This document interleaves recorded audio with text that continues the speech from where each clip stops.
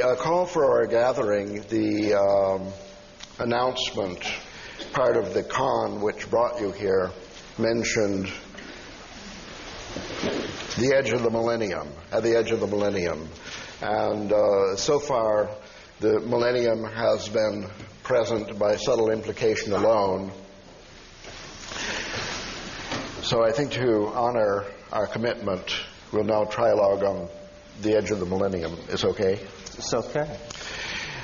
Now, in our just appeared new book, The Evolutionary Mind, there is a chapter near the end called,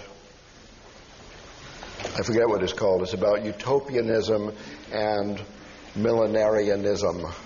Two pretty long isms which altogether add up to an overdose of different approaches to the future which are more or less classical. And there we spoke extensively of the extant literature and literary tradition and industry of utopian and millenarian genre. So that kind of utopian and millenarian stuff is not what we're going to talk about in this trialogue. I want to introduce a completely different notion of the millennium, and I'm interested more particularly in the edge of the millennium. And here's how it goes. This is partly, according to me, a mathematical view of history that brings up this particular version of the idea of the millennium.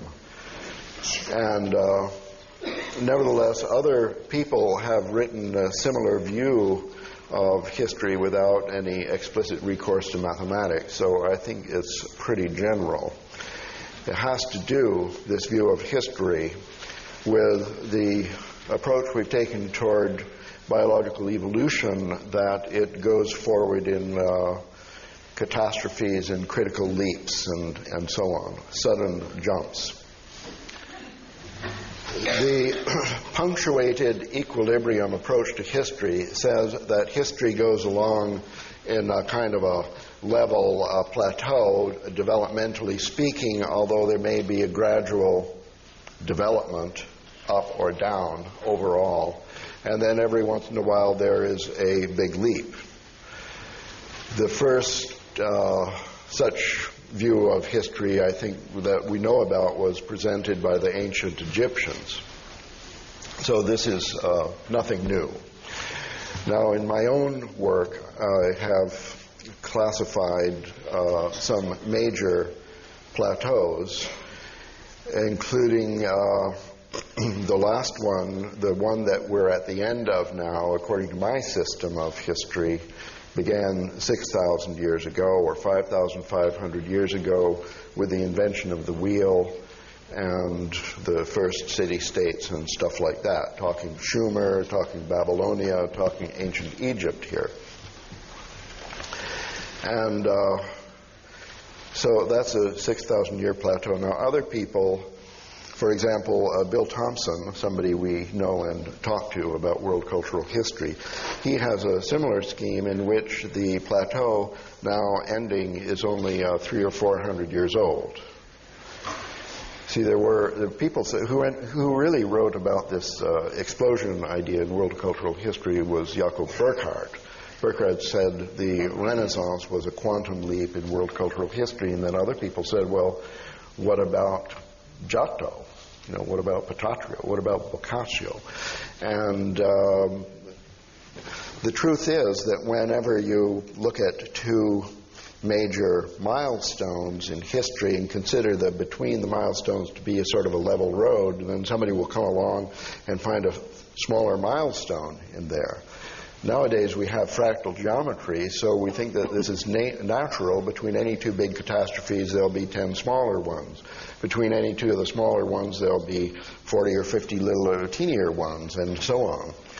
The first person I know who put forward such a fractal idea of history, that it's not continuous, it's discontinuous, but the discontinuities are more or less dense, as in a fractal, the first such person is you, Terence. I give you credit in writing in my entry in the Encyclopedia of Time. You maybe have never read that book. Never read it. Well, there you'll find your name mentioned in a flattering way by me of all people. Immortality at last. At last.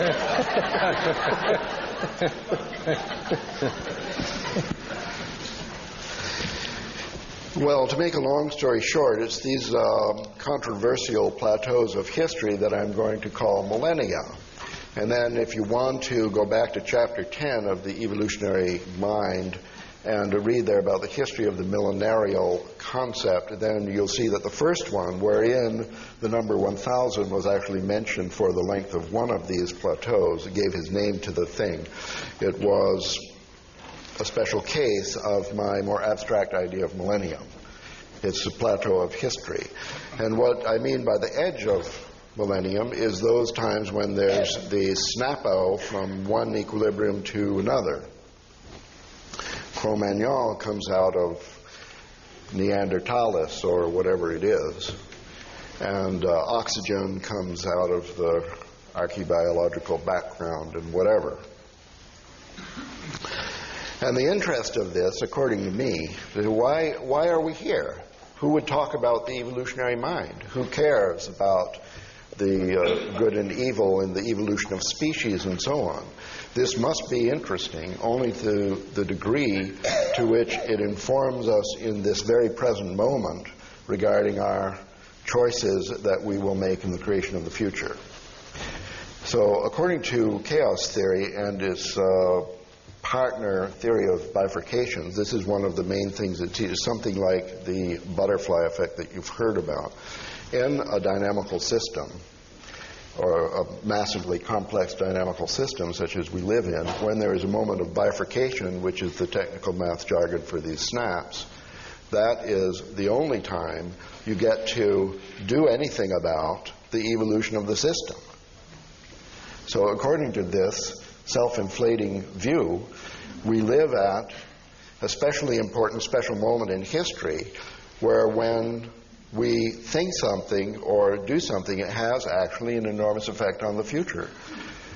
Maybe not a direct determinative effect, but we can't really say what the outcome will be, but what we do has some influence on the creation of the future more than other times in history.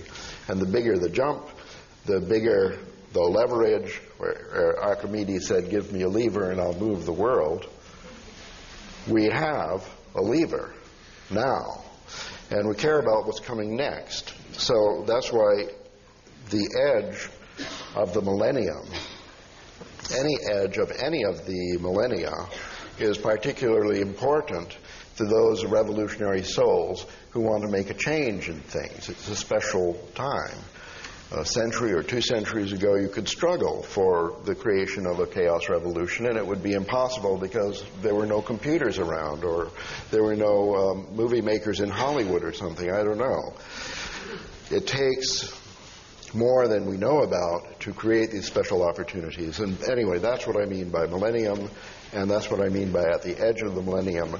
And now this is only a hypothesis for the sake of discussion, but I kind of think that this is very credible that we are now at the edge of a millennium. Therefore, we have to discuss this. And the question that I'm going to pose to you, Rupenter,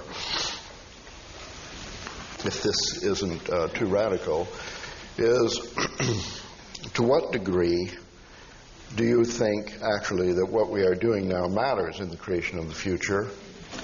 And if there is any possibility that what we do matters in the creation of the future, what kind of future or what kind of change are we trying to create? And to what degree what we are actually doing, for example, what we are talking about today, what we are doing today, to what degree could that possibly be a real effect, a real benefit in creating the future that we want to create, in contrast to other things that we might do, like go to the beach and pray or whatever.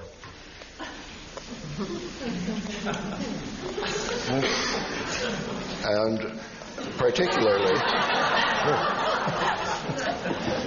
Should I stop here? Well, that's one more? I'm not sure. Yes, well, I'm trying to make this easier for you because I think this might be too difficult. Well, I mean, I think I said this morning, or maybe I didn't, but I believe it and have said it many times, salvation is an act of cognitive apprehension. So we do matter, because to the degree that we are ignorant, avidya in the Buddhist lexicon, we retard universal progress towards some kind of enlightenment. But the doctrine of avidya, this is standing for all time since 1800 BC. Do you agree that this is a special moment? Yes, I think so. Not only a special moment, but the other thing I would call people's attention to is the fact that no matter whether you scammed your way in here today, and no matter whether you're going to go back to an appliance box that you live in under a bridge, the odds are that you are very close to the top of the pyramid of global empowerment. You are mostly white, mostly well-educated, mostly have enough disposable income to come to an event like this. It's worth pointing out that all that rides on the backs of those who do not have such privilege. And so, yeah, this is a moment of enormous opportunity, and those who find themselves in this moment with power, defined however you care to define it, have a moral obligation to act. And I don't advocate a certain political agenda, not that we must become Marxists or that we must become anything. What we must become is clear. We have the technologies and the informational structures and all the necessary abilities to create paradise on earth, to lift up the least among us to at least an acceptable level of comfort and freedom. Why do we not do that? Because what stands in our way is our own minds, our own habits. We must change our minds.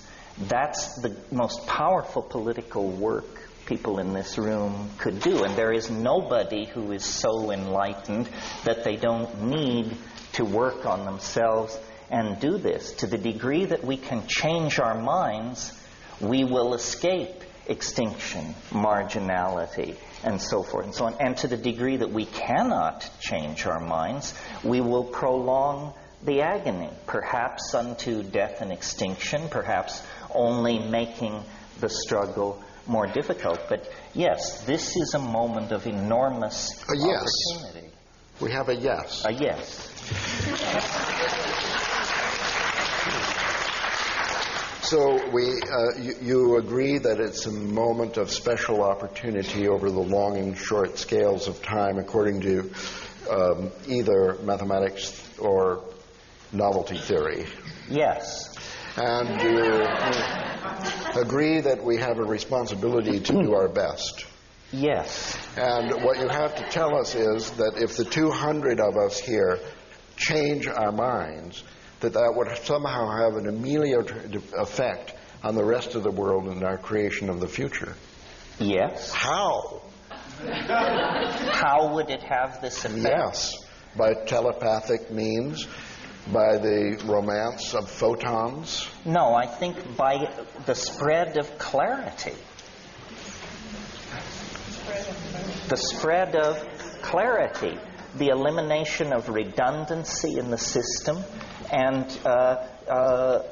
the spreading of a sense of shared purpose and the possibility of achieving that purpose. It doesn't matter what you do beyond changing your mind for a better clarity?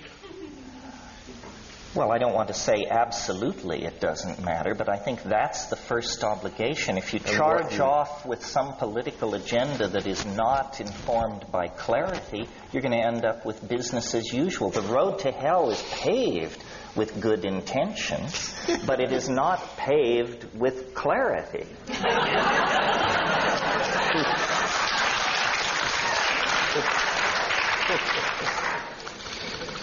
So you're, for example, what you do in life, you barnstorm giving lectures, you write books, and you create a website. And the effect of this, hopefully, will be to promote clarity. Correct. Well, first of all, I certainly agree that for me personally, psychedelic experience has enhanced clarity, whereas some people think the opposite. Well, let us have vigorous debate by informed parties on this subject.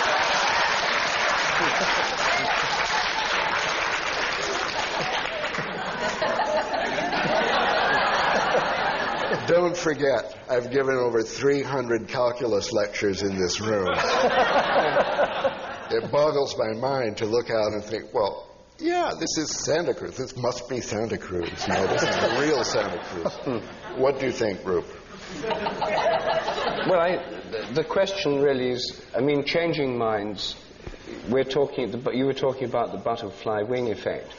The question is, if we change our minds, can it have a larger effect on other people's minds? Yes. Because if we decide to recycle yet more newspaper and so on, it's not going to have that much effect. The changing mind thing, the butterfly wing analogy, suggests some major change of mind spreading through our culture. Now, I suspect that you think the medium for this transformation is the World Wide Web. I suspect that Terence thinks the medium... Well, I think telepathy is equally powerful. Yes, but... Wait, I want to hear his suspicion of me. World Wide Web? Yes, I think... No, psychedelic drugs. World Wide Web, psychedelic drugs. I still haven't understood the psychedelic drug agenda. Britain has the highest percentage of psychedelic drug consumption in the Western world at the moment, and it's not entirely clear that this has resulted in clarity spreading through. Britain is the source of and the fountainhead of the worldwide youth culture that is creating the new music, the new dance, the new forms of community, and the new resistance to consumerist values. So don't sell the old UK Come shore. to the rave tonight and see clarity created. Yes, a crucible of clarity as Home at Last plays. And Terence takes the microphone. Well, it's not always perfectly clear what's going on when you have your nose in it, you know. Well, I mean, my own agenda relies partly on the World Wide Web, not as strongly as yours.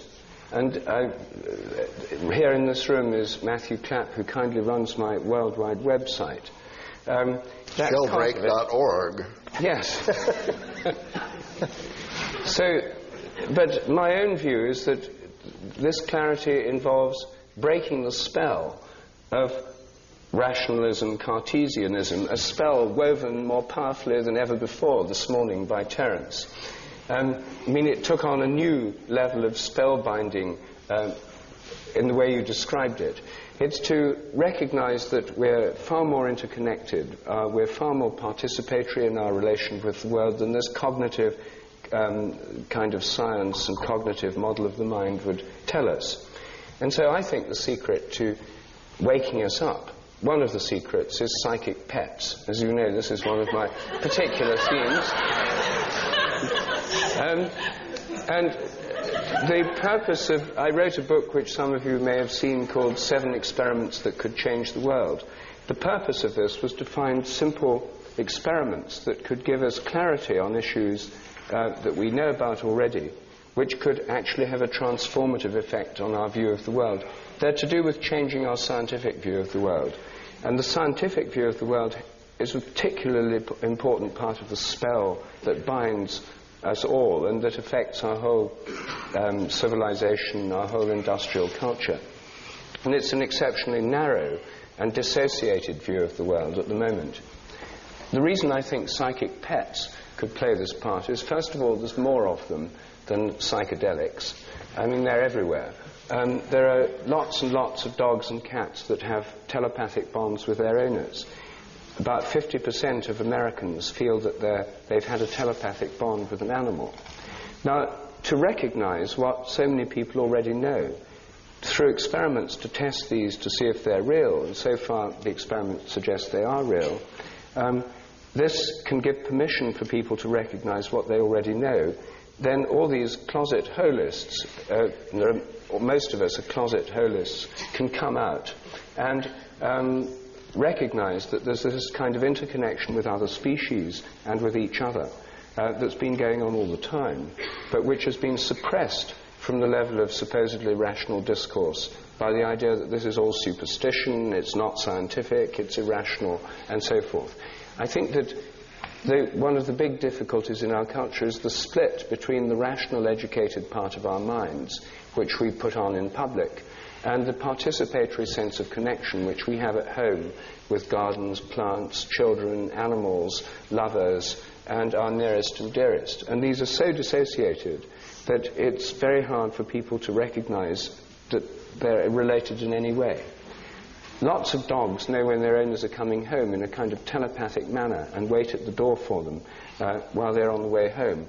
I calculate that tens of thousands of American scientists have dogs waiting at the door for them when they get home from the laboratory, even if they come at unusual times and in an unusual way. Yet, this phenomenon has been so subject to taboo that it's never been investigated scientifically at all. It could have been investigated at any time in the last 500 or 5,000 years. But the fact is the first investigations are happening at present. Here in the room is David Brown, who works with me, is based in Santa Cruz and is doing experiments with psychic dogs, cats, and cockatiels in Santa Cruz County. And if any of you have such animals, please let him or me know at the end, because we'd love to investigate your animals. You can take part in this research. So I think that grassroots research based on phenomena that are actually common sense, that are part of everyday life for many people, could help to wake us up, to give a greater clarity about what's really going on, and make us recognize that there's far more interconnection between us and other species and us and other people than is admitted in the scientific view of things, which is the worldview which most people feel they have permission to talk about in public. So I think that this transition, a butterfly wing effect, would be a few dogs and cats that do this being proved scientifically to be able to do it, shown on TV, would probably overnight give millions of people permission to recognize and talk about these events in their own lives. And never again would the subject be able to be stuffed back into the closet. I think these could lead to a great change in the way we think about the world. Now, it's not, of course, it's several steps from that to solving the ecological problems of the world, to dealing with the problem of multinational corporations and so on. But it's a step towards clarity, and it's one that could spread very quickly. Well, it seems to me the overarching theme here that unites all three of our positions is boundary dissolution. Psychedelic drugs dissolve boundaries. The World Wide Web dissolves boundaries. And certainly the discovery that our pets are communicating, anticipating, and understanding us is a boundary-dissolving perception.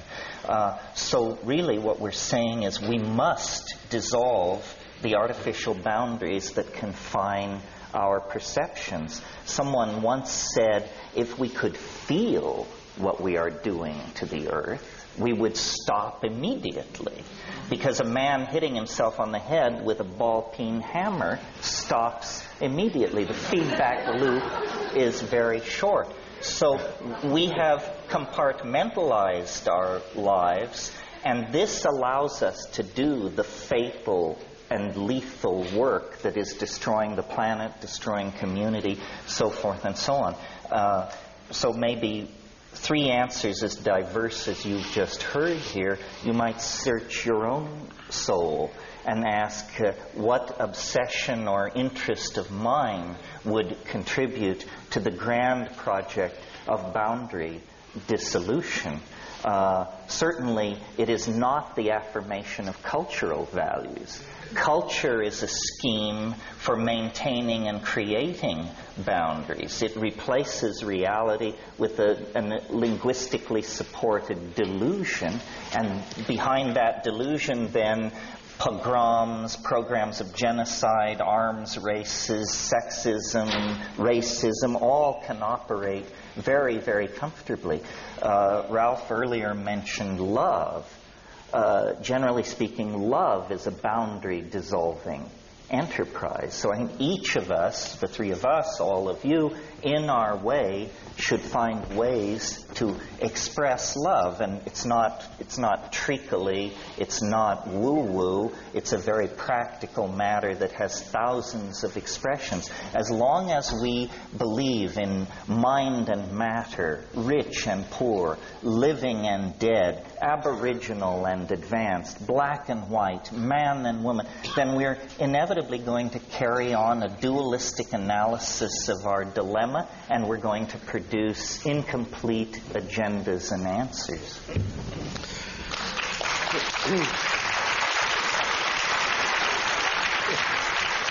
Well, this is good. I agree with everything. I admire you both for your revolutionary efforts. Nevertheless, I can't help having a sinking feeling. Here we are in the University of California. Naturally, my thoughts turn to the educational system. Now, we have here a group, I know there are actually a few undergraduates of the University of California at Santa Cruz are here by accident, as it were, and that's cool. But we have not yet taken over one regularly offered course of the university to enable students to learn science by doing research projects with psychic pets. Well, Ralph, the university is the last place where you would look for this. The university is the manufacturer of these cultural values that imprison us. Well, that's why I'm bringing up this subject of education at this time. I think we've discussed the problem of education before, but my experience is that no amount of clarity in this group of 200 and other like groups is going to matter one whit when we are all adults. You see, the next generation will have to face the same butterfly problem with the same lever, because the majority of people will have their paradigm set in K through 12 in some archaic school system that sees its primary business to work against a worldwide cultural revolution. So the inertia, we have to overcome inertia, and we can talk about religion and psychedelics and getting clarity and so on. We know that the scientific establishment is a big obstacle as far as environmental problems are concerned, and so Rupert's work, the ultimate effect will be to deconstruct or revolutionize science, is very important in making a transformation among adult scientists worldwide. How can this matter at all if there's no change in the educational system, K through 12, pre-K, pre-K, and back to the womb, the parents, and so on? That this chicken and egg loop has got to be touched somewhere in a more sensitive spot than the adult community. And what do you propose? Well, you work with youth, I guess. You're interested in talking with younger people. And Rupert, I know that you're particularly active in education through the existence of your children who are now subject to the educational system that does this criminal brainwashing that I'm talking about. So I'm just posing this now. Do you have any idea as to the transformation of our school system by a change of curriculum or the entrance of any weird idea into the actual program which trains most children worldwide? Well, I ought to have. There's a story that perhaps not everyone here is familiar with, which is when I was in New York a couple of years ago, I was asked to visit a school in Long Island. I was particularly urged to go there. A private helicopter was sent to take me. And I was asked to address the board and the teachers of this school. And when I asked them what they'd like me to speak about, they said they wanted me to speak about the rectified Sheldrake principle, on which their entire curriculum was based. So when I said, what is the rectified Sheldrake principle? They said that that was the very question they were asking and hoping that I would explain. I then asked who had invented the rectified Sheldrake principle on which the curriculum was based, and they soon revealed that the author of this principle, or at least the author of the documents on which their entire curriculum were based, was Ralph Abra.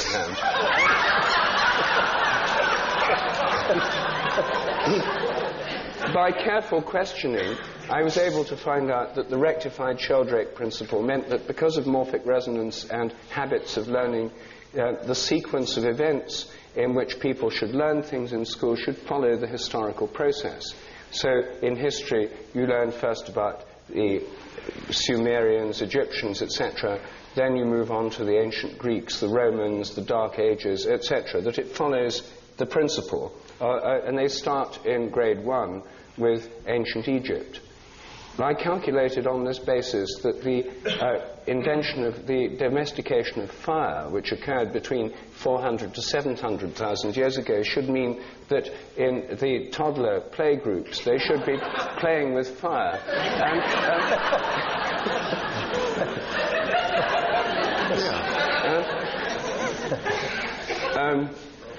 I pointed this out, but that wasn't part of the curriculum I was suggesting.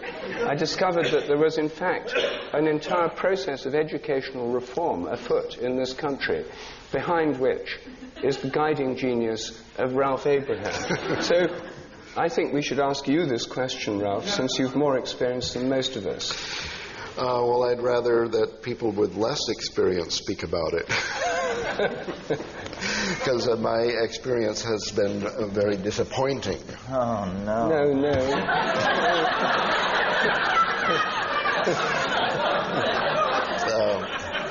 Here is the problem as I perceive it. Maybe you can help me get through this one. The children are innocent and trusting and will try any curricular reform experiment. They'll try anything, which they have done in different schools around the world with great effect. It was only a couple days ago I was at the Intel farm, they call it, in Oregon, where 10,000 people work on realizing Terrence's dream. And making psychedelic drugs available to everyone.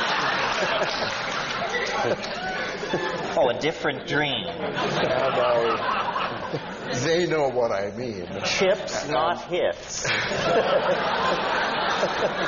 Casually over lunch, I revealed my revolutionary program for the schools to a software engineer who was sitting there, and he said, "Oh, well, this historical curriculum." He said, "I'm an Armenian, and Armenia Algeria." He said, "I'm from Algeria, and my school was exactly it was wonderful." You know, so there are places in the world where even my experiment has been tried. The problem is this: the children, okay, the owners of the school, the people, everything is fine. The problem is with the teachers and parents. The teachers have been trained. That's one problem. And the parents have been frightened, I guess. So the parents absolutely refuse any experiments that would affect their children because of the danger of a failure. You see that they consider the current system, which is guaranteed to fail, is somehow safer than an experimental system that might fail. The insecurity itself is a source of anxiety. Well, I'm just analyzing. I don't really know what goes through their mind, but what I have discovered is that groups of parents come in and physically attack the teachers, the administrators, and so on, to guarantee that the time-worn, failure-proved system is performed as it always has been. Do you see the problem? Older people seem to be That's the why problem. Terence has recommended mushrooms. That's why Rupert has suggested psychic pets. You see how revolutionary is psychic pets? We're talking about the parents here, who after they is proof to them that what they already know is true by somebody in the authority of the scientific establishment, then their truth will become true for them for the first time due to the fact that they trust authority more than they trust their own experience.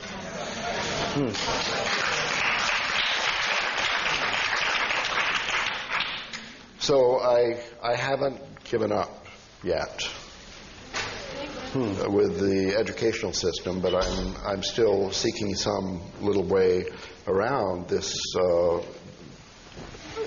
very deeply ingrained habit.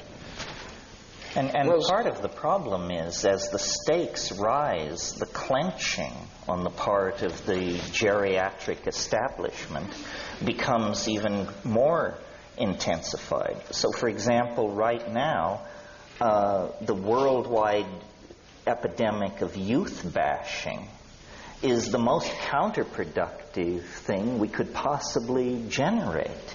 I mean, we're leaning on the very people who are going to have to save the situation.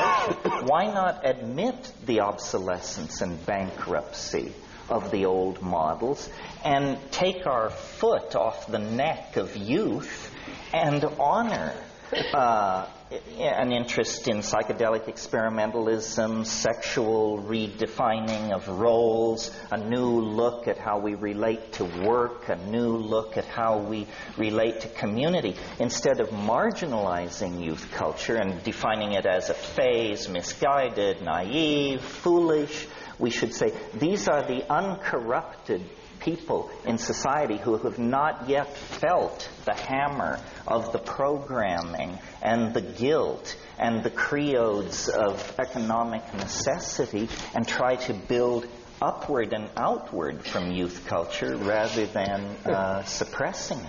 For this reason, I will be appearing at a rave tonight that starts after my bedtime.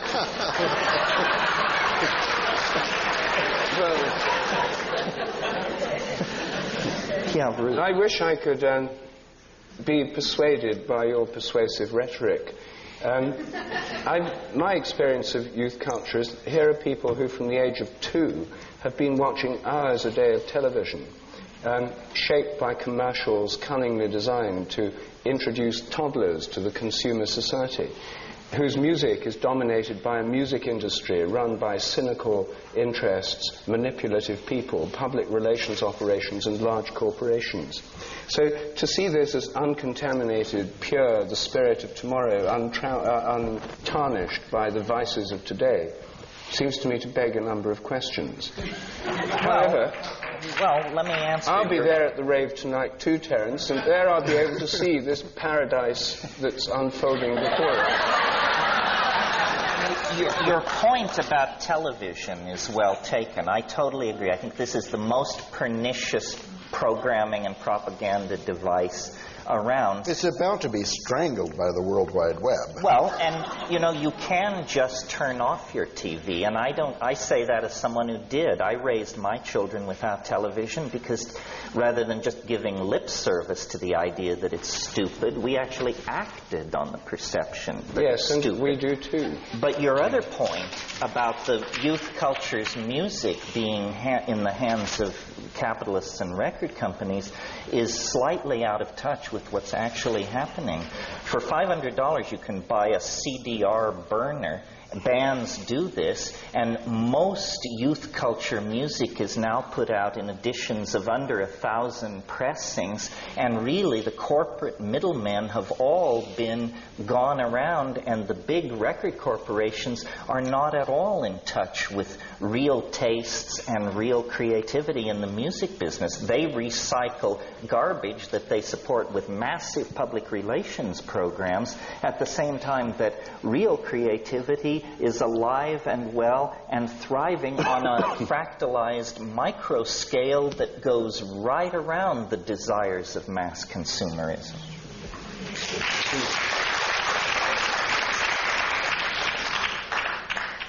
Sorry to interrupt. It would be good if there could be an experiment carried out, perhaps with you as the cheerleader, for this youth culture of tomorrow actually to be able to be permitted rather than suppressed and so on, to see what happens. There are quite a number of experiments in this I would have thought going on spontaneously. It's not as if all these people involved in this culture are totally controlled by parents, teachers, etc. Many of them are not under direct control in this way at all. But you're still going to have educational systems, school systems of one kind or another. And it's not clear to me that more raves and psychedelics are going automatically to generate that. Well, I would offer as an example, I think the place on the planet where youth culture is most in control of the social agenda, in other words, where youth's preference for psychedelic drugs is honored, where youth's music is honored, where microeconomic systems built by youth are honored, is the Netherlands. Holland, lowest AIDS infection rate in Europe, lowest heroin addiction rate in Europe. Heroin is legal. Prostitution is legal. There are actually very large-scale social experiments going on that embody the values of youth culture, and they're producing saner, less stressful, more life-affirming and human societies than anything going on inside the high-tech industrial democracies that set the global agenda, I think. Well, I often visit Holland, and I must say I hadn't quite noticed such a striking difference between them and the rest of Western Europe. Well, but that's really because you come from London, where also these things are happening. But if you lived in Berlin or Rio de Janeiro or Houston, I think the contrast with the Netherlands is quite astonishing. Mm. Didn't mean to stop the show, folks.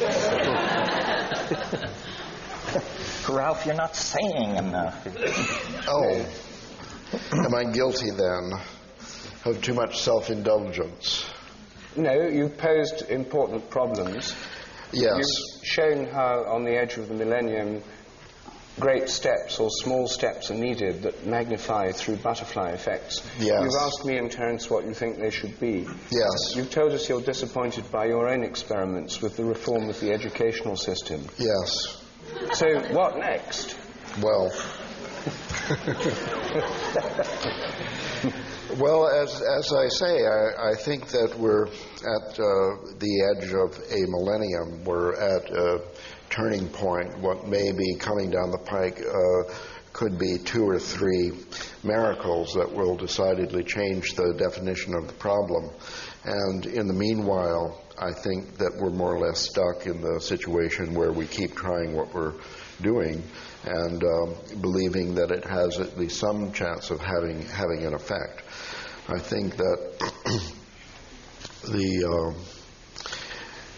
the educational system might change itself by a miracle, for example.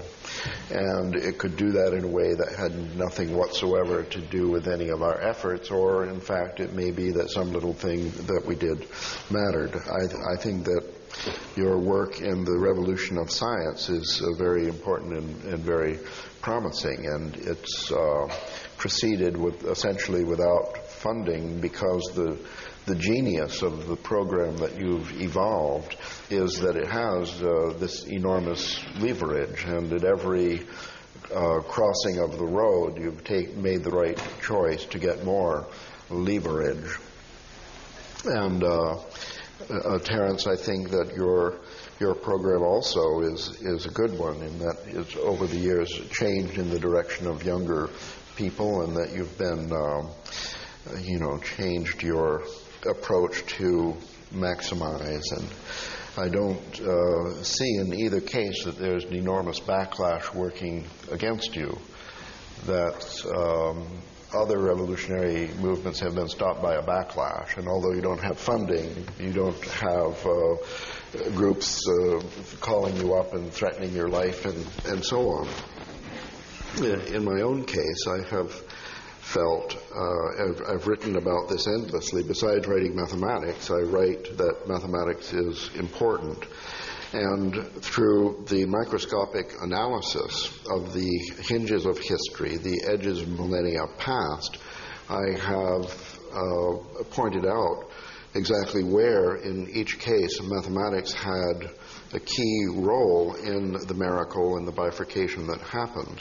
I think that a society that rejects mathematics cannot actually successfully deal with these problems, and therefore I've activated myself against the problem especially prevalent in the United States and concomitant with other problems that are especially prevalent in the United States, the problem of math anxiety, avoidance, and misunderstanding.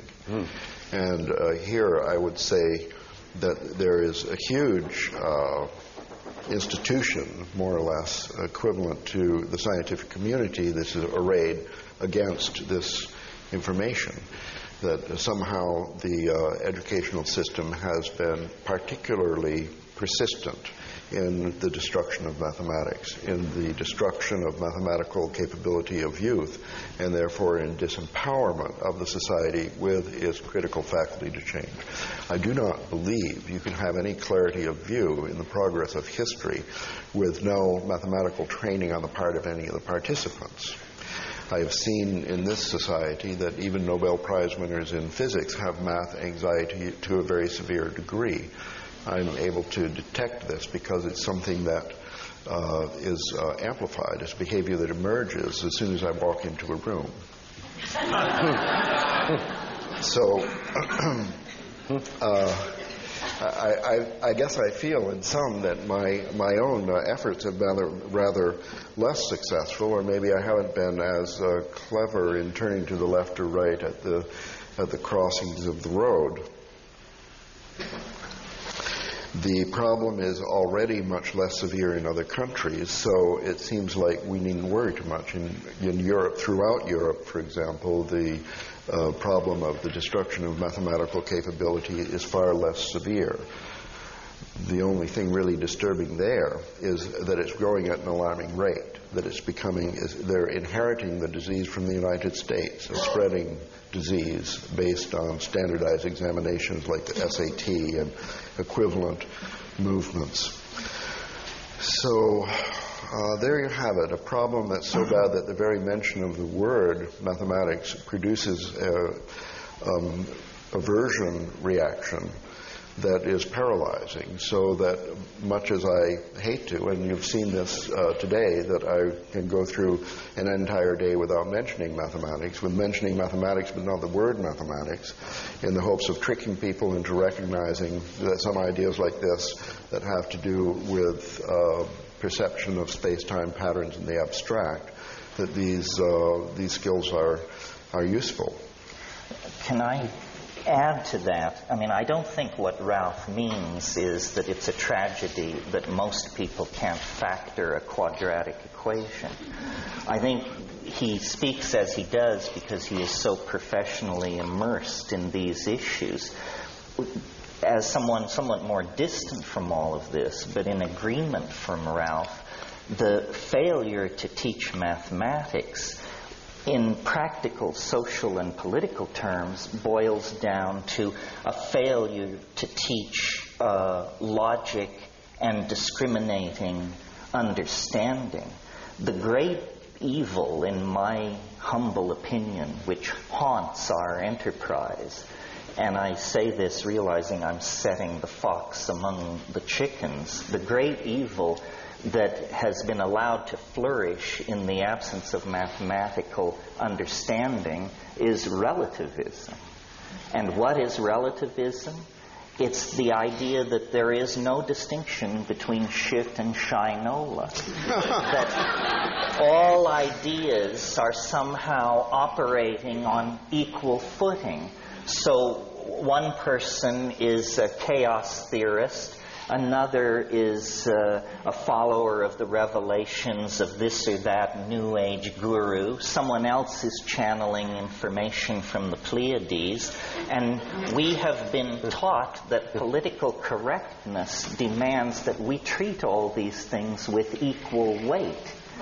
Because we have no mathematical ability, no logical ability, we don't know how to ask the questions that expose some positions as preposterous, trivial, insulting to the intelligence, and unworthy of repetition.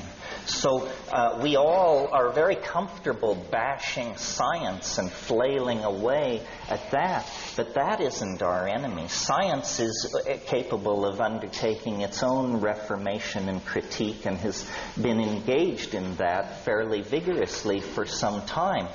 The enemy that will really subvert the enterprise of building a world based on clarity is the belief that we cannot point out the pernicious forms of idiocy that flourish in our own community. And this problem is growing worse all the time. I mean, just pick up a copy of Magical Blend or Shaman's Drum, and you will discover an appeal to the level of intellect that makes what's going on with television advertising look like a meeting of the Princeton Institute of Advanced Study. We have tolerated too many loose heads in our community. We are not willing to take on the karma involved in argument and discourse that actually gores somebody's ox, so that at the end of the day, iridology or Mormonism or some other form of institutionally supported foolishness lies in shreds on the floor. We consider this politically incorrect. I can feel the tension in this room because people sense I might gore their particular ox. If we had learned mathematical logic or reason or rules of evidence, when someone approaches us excited to inform us that the ruins of Lemuria have been spotted in the deep sea off Big Sur or something like that, we would be able to respond to that with the contempt it deserves. I had a conversation about this recently with someone who, if I had to describe their job category, I would describe them as mafiosa. And I said, what do you think of the abduction phenomenon? And without hesitation, this person said, there are just so many foolish people in the world.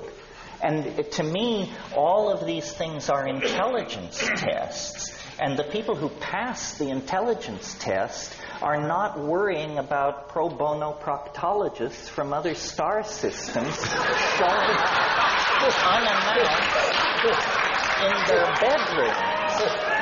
So, we have perfected politeness.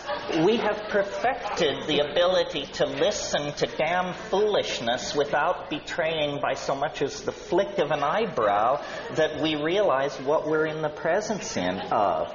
Now I think it's time to refine our mathematical skills, learn to think straight, and not be afraid to denounce the pernicious forms of foolishness which are vitiating the energies of our community and making us appear marginal and absurd in the discourse about truly transforming society.